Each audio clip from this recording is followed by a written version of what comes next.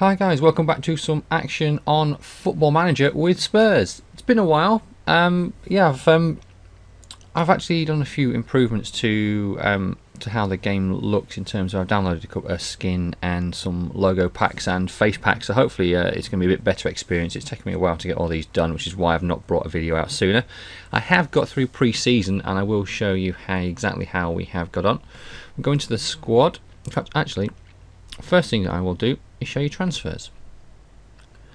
And we have one transfer coming in that I didn't show you about before. It's one that's already been set up. It's already been done. It's done deal in real life as well, obviously, and it's nothing that I can do anything about. But on the 1st of January 2015, DeAndre Yedlin will be joining from the Seattle Sounders for 2.4 million.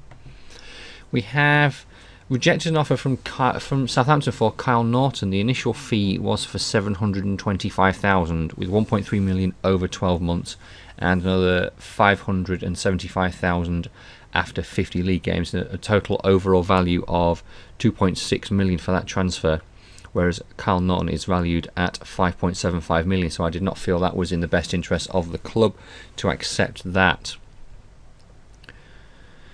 Loans.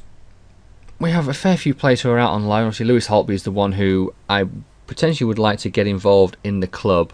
So I may be recalling him from his loan. I'm not 100% certain yet. Transfer history here. We have Milos Vekovic. I have let leave on loan to Swindon. He's played a couple of times for Spurs properly, and I think he's got the temperament and the ability to actually do a half decent job. He's on £5 a week as well, so it's not as if he's on any small cash. £5 a week is nothing to be thrown at. I managed to get rid of Benny Asuekotu as well. Got rid of him for less than I wanted to at 1.5 million, but no one was really asking for him, and no one came in for him. So I just offered him to clubs for a little bit less cash. I needed the money in for the two signings that I've brought in. First one was Lucas Digne from PSG for 13 million in total. A lot of that is made up in add-ons and everything, so it's not too bad a deal to start with. He's on 60 grand a week. He's valued at 8.5k, so 8.5 million, and I wanted a good left back. I still have Danny Rose in there as well, so, and there's Ben Davies as well, so I'm actually contemplating getting rid of Danny Rose as well. But we're going to have to see with that one. I'm not going to put him on the transfer list, but I may, towards the end of the transfer market, offer him around. And I knew we needed to address the left side going forward, so I've brought in from Olympique Marseille, Andre Ayew. He can play as a winger or as a Raudmater on the attacking mid left. Is he there? If we go attacking roles, there we go, midfield roles, attacking midfielder, attack. Finishing of 13, first touch of 14, crossing is 14 as well, even though it's not highlighting it here. His passing is 13, technique is good, vision, teamwork, off the ball 15, really good, decisions good. He's got 18 for determination, 13 for flair. If I wanted to go and have a look at potentially making him the Raudamator attack, which he is good at, see everything there. This lowest stat he's got there is a 12, and that's for concentration. Everything else, his balance, his acceleration, his stamina, anticipation, composure, they're all really, really good. Assistant manager's recommended role is for a winger support. You can see here his lowest attribute is a 13, and that's for passing. So we are going to have to see what he can do and how he can play. So he's attacking mid left is a natural at. So it's going to be. I am going to look to play him as a winger support. So they are the two main signings I've brought in. That has left my finances a bit shy. See the clauses. I will show you the clauses for Lucas Digne. There are 5 clauses. PSG due another 1 million after 50 league appearances, 1 million after 10 league appearances, 14,000 per game for the next 10 league games, 10% of the next transfer, and they're owed another 125k a month for the next 23 months. For Andre Ayew, we just have a 15% sell-on clause. Kyle Norton, I can, if I want to, sort some of these clauses and buy some of these and get rid of them, but I haven't that much transfer funds left, so I'm sort of leaving it for now. and I'm just gonna wait and see what happens. And you see there we have 943,000 in terms of transfer budget and 7.8k in wages. I would like to bring in a striker. The ideal one I would like to bring in is Doumbia, although I have recently been thinking that maybe I could look to do Berahino is the one who I would like to bring in, get a British striker on board. So the squad, as it stands from the league games, from the pre-season games, has been doing quite well. Vertonghen, he wanted to leave. I have wants to win a trophy, excited at the team's chances of winning the FA trophy. Wants to join Barcelona as they play in the Champions League. He did come to me and say he wants to leave. And I did say to him, if we don't qualify for Champions League football, I will let him leave. We have had a couple of offers in for him from Man United, but unfortunately the offers have been, shall we say, not that good. And I have put his asking prices at 45 million. Major interest from Barca, main interest is from Man City. Man United were in for him as well, but they were only offering like 12 million, and I'm wanting serious cash, and I'm wanting serious cash up front for Vertonghen, especially if I'm going to sell him to another Premier League club. If I sell him to Barca, I may say, yeah, you can have him for say 35 million, but I want 20 of that up front. I know a lot of Spanish clubs deal with not much money up front and a lot over time, and I'm just not into that. I want the cash. Yeah, yes, if I'm trying to buy a player, I will try and buy him over time. But if I'm trying to sell a player, I just feel as though I think this is the same for everyone. You probably want the money up front, so you've got the transfer funds in, and you're not having to worry about where you're going to get the cash from to buy players.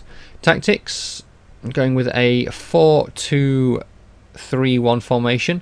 This is how we played the last game with Lloris in goal. We had Digne as left wing back on support. We had Vertonghen as a central defensive, central defender and defend. Chiriches central defender, defend. Dia was a wing back support. I am just contemplating making these just full backs and not wing backs.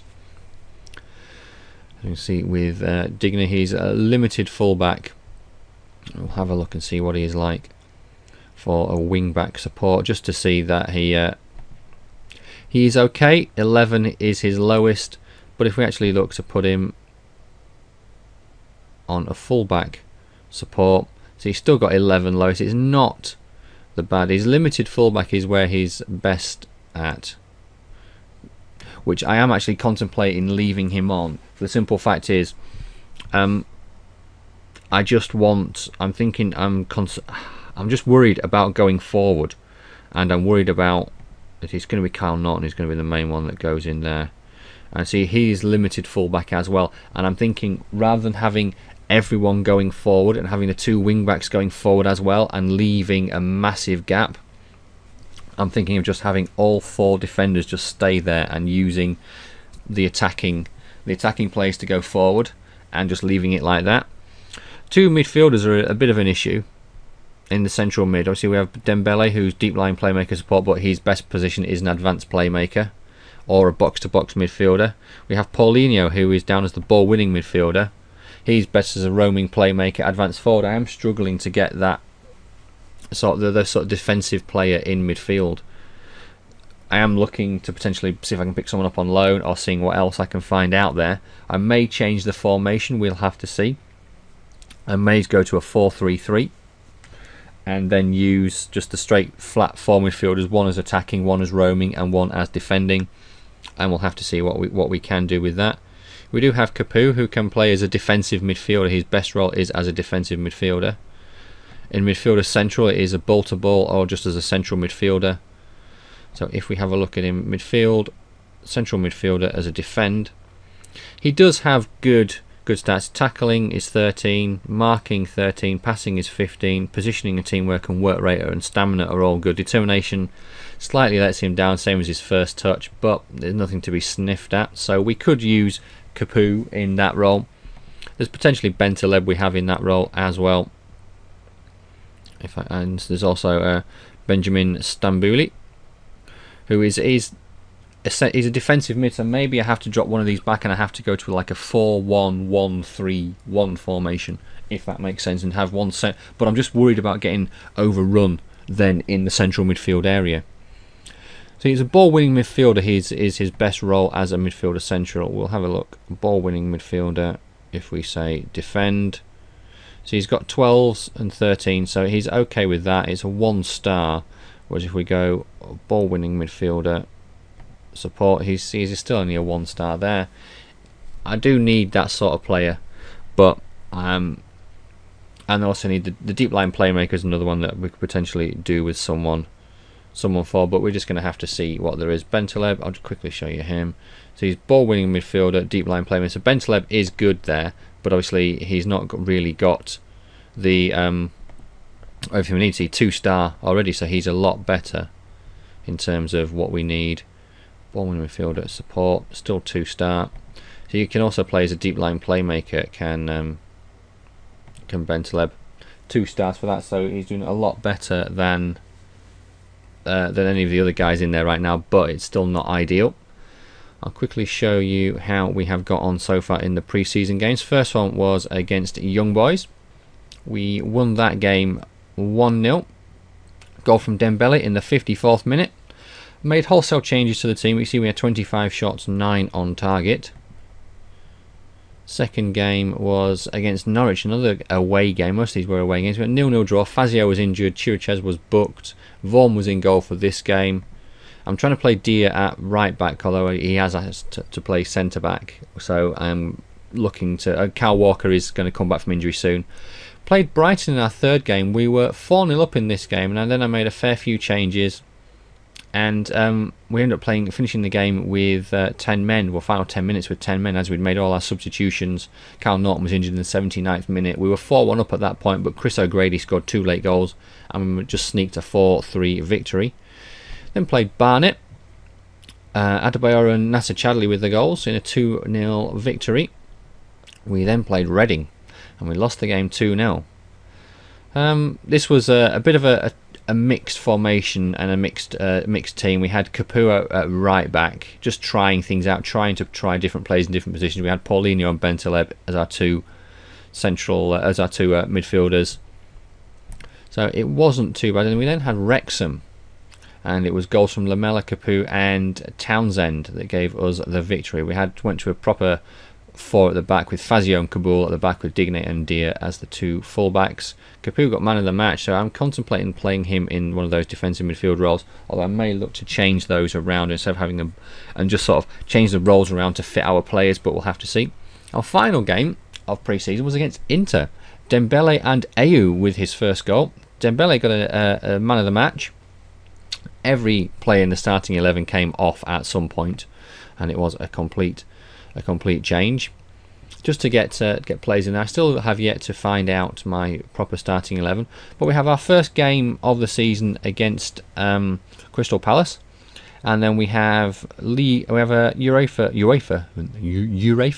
Cup playoffs against Hajduk Split to decide who goes forward into the group stages of the Europa League. So that's about it, guys. There's not really much happening. I've shown you the tactics. I'll quickly show you the team report so you can see how most used formation was 4-2-3-1. We're not doing best attributes for the team is the strength. The worst is the work rate. Average age of the team is 24. We're not doing too bad. I quickly will show you the squad depth now, and you can see that wing back left, Digne is the top one, although obviously I will be changing that to a I think I'm definitely going to go with limited fullbacks, just because that's what our fullbacks are best as, and that's what we need to. Attacking mid left, we have Ayew in there now, who is 3.5 stars. We've got Chadley as backup. Attacking mid centre is going to be Ericsson. I am going to look to use Lamela on the right as often as possible. Then we have Adebayor 3.5 stars, Soldado 2 stars, and Soldado 3 stars. Harry Kane 2 stars. I do think I don't want to bring in a striker. I may try and do a swap deal. The more I look at it, the more I potentially think I could use Adebayor as a bit of a make weight and look to do a potential swap deal with someone like West Brom for Berahino. But we're going to have to see what happens there. I'm not 100% certain with that one. Well, guys, that's a little bit of what's gone on with the team. I'll be back with you in a few days. I have a few days off work now, so I've got a chance to really sit down, have a look, and I've played this for 13 hours, and you see I've only done this one save, and I've only got this far into it. I've been trying to really pay attention to what I do and get the best series I can possibly out for you. So yeah, I'm not going to play a game in this episode. I don't know if I will play a game in future episodes or if it is just going to be an update, say every 2 months, on how we're getting on in the season. You'll have to let me know if you want to see me do a live game and obviously commentate over it as best I can with what we have. But yeah, let me know, guys, and I'll catch you in the next episode. This one's coming to you Thursday. So yeah, if you comment whether you want me to do a live com over the next game, I'm going to be recording it depending on how hungover I am from my Christmas party tonight. I'll either record it Friday or look to record it Saturday and have it out for you guys on Sunday. So yeah, let me know if you want a live com or if you just want another update, and I'll catch you all later. Thanks for watching. Cheers.